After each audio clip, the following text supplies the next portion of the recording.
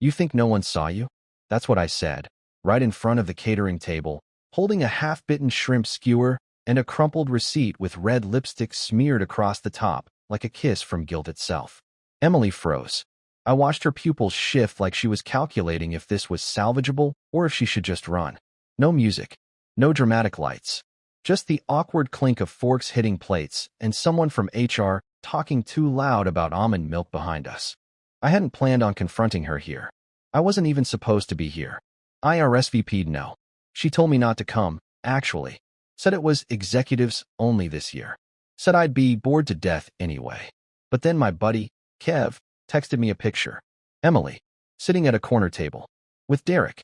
If you just felt your skin tighten a little, good. Because Derek isn't some casual name in this story. Derek is my old roommate. My old best friend. The guy who introduced me to Emily 7 years ago at a beach bonfire while he was trying to flirt with her. He lost. I won. Or so I thought. The receipt? Found it in her coat pocket this morning. Room 1409. The Interlace Hotel. Yesterday's date. Derek's initials. A thank you note written in her handwriting on the back. I wasn't sure what it was thanking him for. But the red lipstick said enough. So yeah, I showed up. Wore my old company lanyard so the venue guards wouldn't ask. Walked straight in. Nobody even blinked. It's easy to sneak in when you look like you belong. It's easier when no one wants to believe a man would walk into his own betrayal on purpose. Emily was laughing when I found her. Real laughter. The kind I hadn't heard in months. And she was beautiful, which made it worse. Because I knew what came after beauty with her. Secrets. So when I confronted her, I didn't yell. I didn't cry. I just held out the receipt like it was Exhibit A in a trial I never wanted to file. And when she reached for me, like I was still hers, like I could be rewound into a more convenient version of myself, I stepped back, and I whispered it, for only her to hear. Not after what you did. Her hand hung in the air for a second too long. Derek saw the whole thing. So did the CEO. Someone dropped a fork. Then the music came back on. And I walked out with my shrimp skewer, receipt in pocket, and the kind of silence that comes only after a bomb drops. I didn't go home after the party. I didn't go to a friend's place, or a bar, or some quiet scenic overlook to reflect like people do in movies. I walked 4 blocks to a 2-star motel that smelled like forgotten promises and bleach. I paid in cash. The guy at the desk didn't even look up from his phone when I checked in. I appreciated that. My room had an ice bucket that leaked and a bed that squeaked if I so much as exhaled. I sat down, shoes still on, suit still buttoned, and I stared at the ceiling like it was going to offer me answers. I replayed it all in my head. Her face when I said it, the fake concern in Derek's eyes, the way no one at that party moved to help, like watching someone drown in a pool and deciding it's none of their business. I must have sat there for an hour before I reached into my pocket and pulled out my phone. Still had the receipt. Still had that red lipstick smudge across the top, like a signature from hell. I took a photo of it. I don't know why. Maybe so I couldn't pretend it hadn't happened. That's when the phone buzzed. Emily. 3 missed calls. 1 text. Where are you? Please. I didn't respond. The 4th call came in, and for some stupid reason I answered. Maybe I wanted to hear her lie. Maybe I needed to. Maybe I thought there was a version of this where she'd break down and tell the truth, and we'd figure it out like adults do in therapy commercials. But no. She opened with silence, followed by the sound of her taking a shaky breath. And then the words, whatever you think happened, it's not what you think. That line. I actually laughed. Out loud. A sharp, pathetic, guttural laugh that startled even me. Oh, then please, Emily, tell me what I think happened. Enlighten me. She got defensive fast. Said she had too much to drink. Said Derek was just comforting her. Said the receipt must have been some mistake. Maybe she accidentally picked up someone else's. I asked her if she writes thank you notes to strangers now. She didn't answer that part. I told her I was at a motel and I wasn't coming home. She asked which motel. I said it didn't matter. She asked if this meant we were done. That word hit different. I didn't say yes. I didn't say no. I just said, I don't think you understand what you've done. She told me she loved me. I said, no you don't. You loved who I used to be. The man who trusted you. The line went quiet again. Then she whispered something I didn't expect. I didn't sleep with him. It was like she threw a wet towel on a wildfire. Everything just sputtered. I wanted to believe her. I needed to believe her. But I couldn't. Not because I was sure she was lying. but because it didn't matter anymore. The trust was already dead. What she did, or didn't do, with Derek was secondary to the fact that she'd been hiding something. She kept me in the dark, and now she was mad I'd found a flashlight. I hung up without saying another word, dropped the phone into the melting ice bucket, and watched it sizzle and die. One voicemail came through an hour later. I haven't listened to it. I won't. Not yet. She still doesn't know what else I found. What else I saw. Because the receipt wasn't the only thing in her coat pocket. She still doesn't know what else I found. The receipt with the lipstick was the obvious clue. The kind of damning evidence you find in a bad soap opera or a Reddit thread with 1,000 angry comments. But the other thing, the thing I haven't told her, haven't told anyone, was smaller, quieter, and in its own way, so much worse. When I reached into her coat pocket that morning, I wasn't snooping. I was looking for her car keys. She had a dentist appointment. She'd left in a rush. I offered to move her car to avoid a ticket. Totally normal. But what I found in that pocket wasn't. Tucked beneath the receipt was a plastic hotel keycard. No logo. Just a generic black swipe with a tiny silver 1409 etched into the corner. I remember holding it in my hand, confused at first. Hotel keycards show up in people's coats. That's not inherently suspicious. But the problem was, she told me she worked from home the day before. She was on Zoom with her team, wearing that same sweater with the zip-up collar and no makeup, telling me how exhausted she felt. I even brought her lunch. She took the plate, kissed my cheek, and went back into the office room we don't use for anything but video calls now. So explain to me how her pocket held a room key from that day. Room 1409. The number itched in my head for hours after I left the company party. I couldn't stop thinking about it. It was like a rock in my shoe. That little silver engraving meant something. So, the next morning, after a night of sleeping on a stained mattress in a motel that probably hasn't passed inspection since the Bush administration, I checked out and took a walk downtown. The Interlace Hotel was only 8 blocks away. I stood outside for 10 minutes, just staring at the front doors like some ghost of suspicion. Everything in me said, don't do it. Don't go in. Don't make this real. But my legs moved anyway. Inside, it smelled like cinnamon and expensive regrets. I passed the concierge like I had somewhere to be. And I did. I went straight to the elevator, palms sweating around the keycard, half expecting it to be fake, or old, or deactivated. It wasn't. The elevator beeped on 14 and opened with a soft chime. The hallway was quiet, carpeted, clean. I walked slowly to room 1409 and stared at the door like it would blink back at me. My hand shook a little when I slid the card. It turned green. I stepped inside. No one was there. The lights were off. The air smelled faintly of rose lotion and stale wine. There was an empty champagne bottle in the trash and a pair of used glasses on the windowsill. One of them had lipstick. Red. The same shade from the receipt.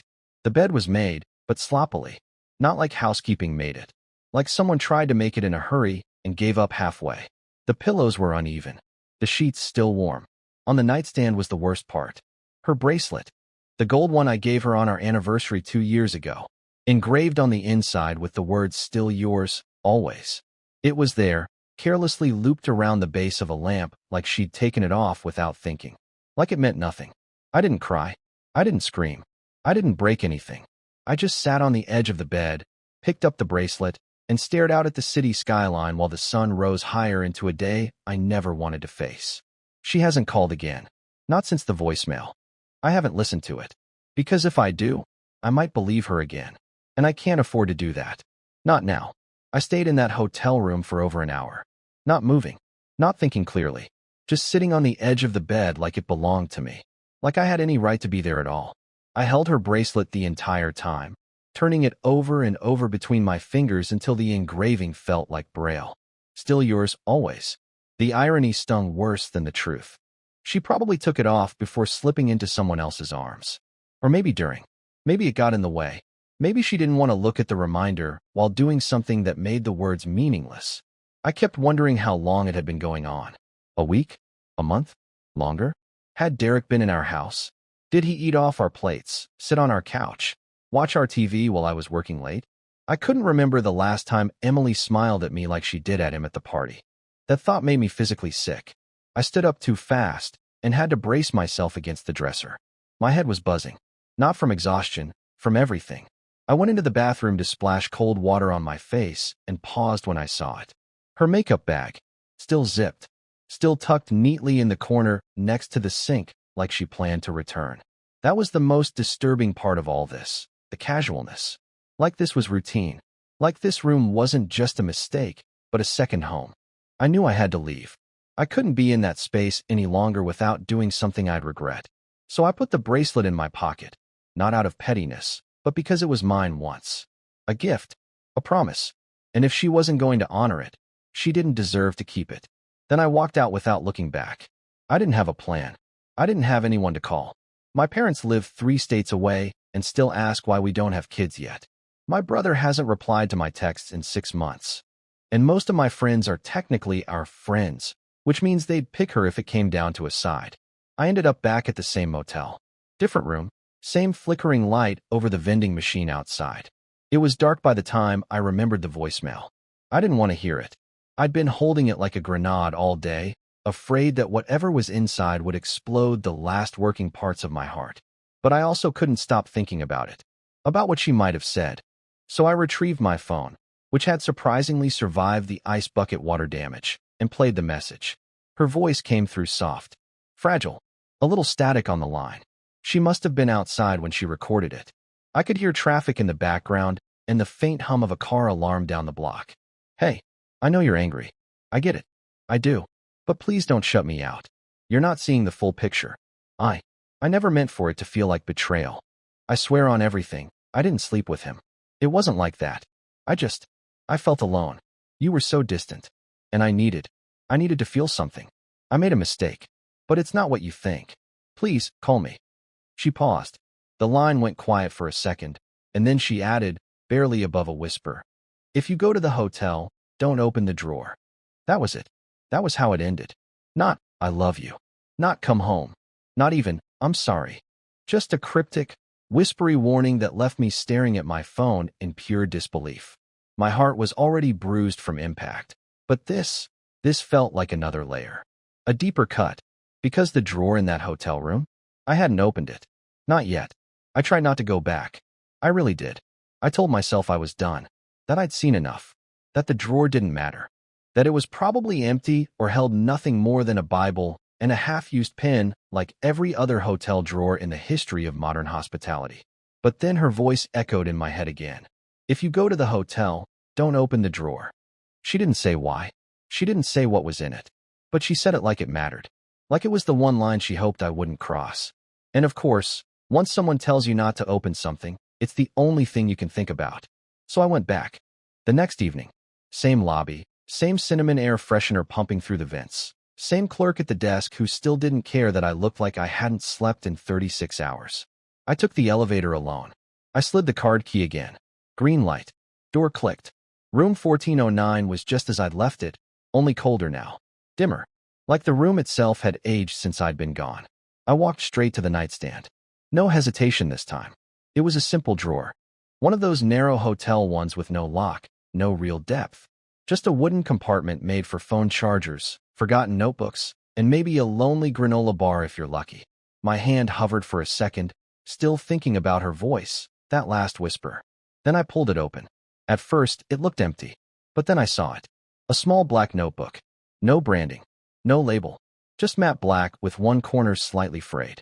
I picked it up carefully, like it might be rigged to explode. It was heavier than I expected. I opened it to the middle, and my blood ran cold. Her handwriting, page after page, filled with it. I flipped through quickly at first, then slower as the words started to register. These weren't journal entries. They weren't love letters or plans or lists. They were conversations. Each page was written like a script. Dialogue. Back and forth. Between her and me. Conversations we'd never had. Arguments we'd never spoken aloud. Fights that read like scenes from a play she'd written in secret. And worse, apologies. From me. Whole paragraphs where she wrote me confessing to things I never did.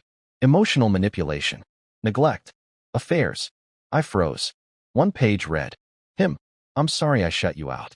I just didn't know how to handle your emotions." Her. "You made me feel invisible. Like I didn't matter." Him. "You were right to look elsewhere. I deserve that."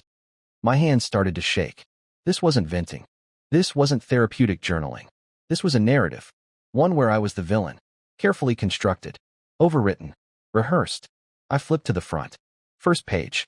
In small, neat letters, she'd written, "Processing truths, for closure, therapy, and proof, if needed." Proof? Proof of what? I sat down on the edge of the bed and stared at the open drawer for a long time, like the answers might crawl out if I waited long enough. That's when something else caught my eye, taped to the underside of the drawer. A flash drive. One of those tiny silver ones you barely notice. I peeled it off. No label. Just cold metal and weight. I slipped it into my pocket without thinking. I left the notebook exactly where I found it. I didn't take photos. I didn't take it with me. I didn't want her to know I'd read it. Not yet. I didn't know what the flash drive held, but something told me this story was bigger than Derek. Bigger than one affair or one hotel room. Because what kind of person writes entire fake confessions from their spouse? What was she planning to do with them? And why did it feel like I was being framed for a crime I hadn't even discovered yet? The flash drive sat on the motel desk like it was daring me to touch it. I hadn't even plugged it in yet, and it was already speaking to me. Not literally, of course, but you know what I mean. It was one of those stupidly thin, metal drives you get at conferences or in gift bags, the kind that feels both cheap and dangerous at the same time. The moment I saw it taped under that drawer, something shifted in me. This wasn't just about an affair anymore. It hadn't been for a while, if I'm being honest. This was something else. But I was tired, and I was scared. And the longer I stared at that flash drive, the more I started thinking, what if this thing ruins everything? What if it's not just about her and Derek? What if it's about me? Because here's something I haven't told you. A year ago, I was in therapy. Quietly. Secretly. Emily didn't know. I told her I was working late on Thursdays, but really I was sitting in a small office with a guy named Franklin who had a white noise machine and a bowl of sour candy no one ever ate. I went because I felt flat, like I was on autopilot in my own life. No big trauma. No addictions. Just a quiet emptiness that grew louder the more I tried to ignore it. Franklin told me to start journaling. I never did. I told him I didn't want to keep a record of the things I hadn't figured out yet. Funny, right? Meanwhile, my wife was writing entire fake conversations in a notebook hidden in a hotel room. I finally plugged the drive in after midnight, using my old laptop that still has a cracked corner from when I dropped it during a work trip. It took a moment to load. No password. No encryption. Just one folder titled Archive. Inside were 6 video files. No labels. Just timestamps. All from the last 4 months. I hesitated, but eventually clicked the first one. The screen went black for a few seconds, then a video loaded. Emily, sitting at a desk, talking to someone off camera. It was grainy footage, obviously recorded without her knowledge, either a hidden camera or something carefully staged. The lighting was soft, warm, almost too perfect. She was wearing a navy blouse I hadn't seen before. Her hair was pulled back. She looked comfortable, calm, and then she started talking. "I just want to make sure everything's backed up before I go further," she said, "in case I need to show anyone later. He's been unpredictable, cold. I think he knows something." My mouth went dry. "He was never violent," she continued. "But lately, he's different. I'm not sleeping. I'm scared to bring things up. He gaslights me. Sometimes he stares at me like he wants to say something, but then he doesn't. Just leaves the room." I hit pause. I felt dizzy. This wasn't real. This wasn't true. I've never raised my voice at her. Never even slammed a door. If anything, I've been a doormat. Too passive, too forgiving, too afraid of confrontation. And now she was recording monologues painting me like a threat? I played the second video. More of the same. This time she mentioned documenting patterns. She said she was compiling evidence, just in case. At one point she even said, "I've written down the moments where I felt unsafe. They might seem small, but a pattern is a pattern." She was building a case. I didn't watch the rest. Not that night. I ejected the drive, threw it across the room, and sat there shaking. Not crying, just shaking. Because I understood, finally, what this was. Emily wasn't cheating. She was staging. She was preparing for something. And I was the villain in her story. I didn't know if this was about divorce, or money, or worse. But one thing was clear. I was walking straight into a trap, and the woman I married was the one building it. I waited 3 days before I saw her again. 3 full days of silence. No calls, no messages, no more voicemails. I think she figured I was gone, that I'd spiraled somewhere, and wouldn't be back. That maybe I'd just quietly disappear, making her whole performance easier to deliver without the complication of a real, breathing husband asking inconvenient questions. But I didn't disappear. I watched. From a distance. I sat in my car 2 blocks down from the house, same parking spot, every night. Black hoodie, windows up, no lights. I watched the porch lights flick on around 6:40. I saw food delivery come at 8:15. Twice. 2 nights in a row. Different drivers. Same restaurant, Italian. Emily hates Italian. She always said the garlic lingered in her hair. The second time, the guy stayed at the door a little too long. I saw her step out in a robe. Laugh. Take the food with one hand. Touch his arm with the other. A habit I now recognized as part of her script. I started wondering if Derek was ever real. If this whole thing was a distraction from something else entirely. What if Derek was the decoy? What if all of it, the lipstick, the receipt, the party, was just the setup for what she really wanted? I had to go back. Not as a ghost. Not as an observer. But as myself. I needed to see her eyes. I needed to hear her lies without the filter of a voicemail or a security camera. So I went home. It was late. Not quite midnight. I still had my keys, though I hesitated before unlocking the door. I half expected the lock to be changed. But it wasn't. It clicked open like nothing had happened. Like I wasn't walking into a house filled with buried landmines. She was in the kitchen. Not startled.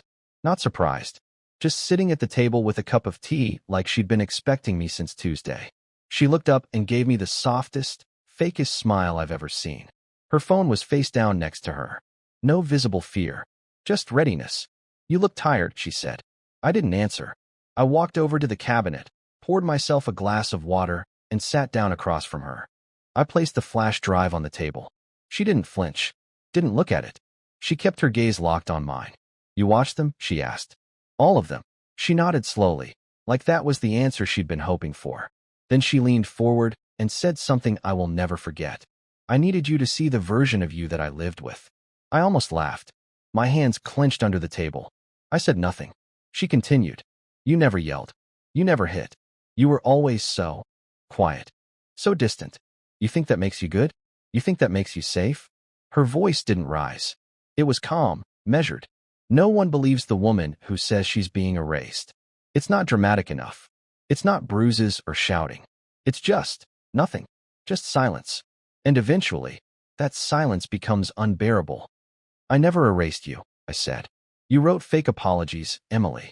You staged false recordings. You're not surviving something. You're manufacturing it." I wrote the truth you refused to say. I stared at her for a long time, unsure if I was speaking to my wife or someone I never knew at all. I thought about the notebook, about the scripted confessions, about the way she'd made me the monster without ever giving me a chance to even exist. "What's the end game?" I asked finally. "Why the videos? Why the drive? Why paint me as dangerous?" She looked down at her tea, then back up. Her eyes were colder now. "Because I want out. And I want the narrative. And I want to win." Just like that. No tremble. No shame. "You could have just asked for a divorce." "I did," she said. 100 different ways. "But you don't hear people like me when we ask. You only listen when we perform." That line stuck in my skull like a nail. I stood up slowly, hands shaking, and said, "You're sick." But she only smiled. "No," she said. "I'm finally awake." I left that night without another word. No door slam. No parting insult. Just silence. The kind she claimed I used as a weapon, but now wielded like armor. She didn't follow me. She didn't even look up when I closed the door behind me. And that was it. The end of something. The beginning of something else. I drove until the sky changed color. Past midnight. Past the city limits. No GPS. Just movement. I pulled over near a lake I used to visit in college. There was fog clinging to the water like it was trying to hide. It felt familiar. Safe. Still. I took out the flash drive and tossed it into the lake. Watched it disappear with barely a ripple. The notebook? I'd gone back for it earlier that day, before confronting her. Photographed every page. Scanned it all. Saved it to cloud storage under a new name. Just in case. But I wasn't going to use it. Because I realized something. I didn't need revenge. I didn't need to prove I wasn't the monster in her fantasy script. I didn't need to defend myself in a court of lies. What I needed, really needed, was to stop living in a story I didn't write. To stop reacting. To stop performing the role she cast me in. So I filed for divorce. Quietly, carefully. My lawyer called it strategic disengagement. I called it freedom. There were no dramatic court scenes. No scandals. She didn't contest anything. She got what she wanted, the narrative. Her curated pain. I got something better. Clarity. I moved 2 hours north. New job. Small coastal town. I rent a place near the cliffs. Every morning, I walk by the ocean with black coffee and no phone. I sleep better. I breathe slower. My reflection looks like someone I might actually trust again. I'm seeing someone now. Not seriously. Not yet. Her name is Maura. She teaches literature at a community college and hates social media. She has this habit of laughing mid-sentence like she can't hold it in. I told her the story, not all of it, but enough. She didn't flinch. I don't check Emily's socials. I don't need to know what story she's selling. That chapter's closed. The final page turned with no applause. And that's okay, because I know who I am now. And next time someone reaches for me, at a party, in a storm, in the dark, I won't have to whisper, "Not after what you did." I'll just say, "Not this time," and I'll walk away clean.